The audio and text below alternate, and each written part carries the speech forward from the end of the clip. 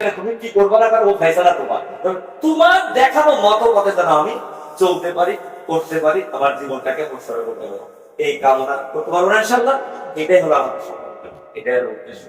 শান্তি কথা হচ্ছে ভাই রাসূল সাল্লাল্লাহু আলাইহি ওয়াসাল্লাম যে পথে গেছেন, সাহাবাত ভাই যে পথে গেছেন, এই পথটা আপনি আমি আমরা দেওয়ার সিদ্ধান্ত নেই। তোমরা যে যে স্টেশন দিয়ে গিয়েছেন, যার যার সাথে যেখানে দেখা হয়েছে, তখনকার সময় তখনকার মতো করে, এখন দেখা হবে এখনকার মতো করে, সহজ হিসেবে। অতএব আপনার আমার এই পথটা কর্তকাকে নয় কিছু মাস দিন, এটা এই পথটাকে একটু বন্ধু ভালো।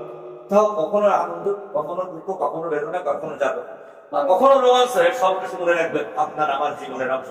খেলতে গেলে ফাউল আছে, চলতে গেলে এগুলো থাকবে। এইগুলো থাকে এগুলো প্রায়োরিটি কোনো মুমিন দিবে না, মুমিন প্রায়োরিটি দিবে কার? আল্লাহ। সেই আল্লাহকে সেই সাহায্য কামনা করছি।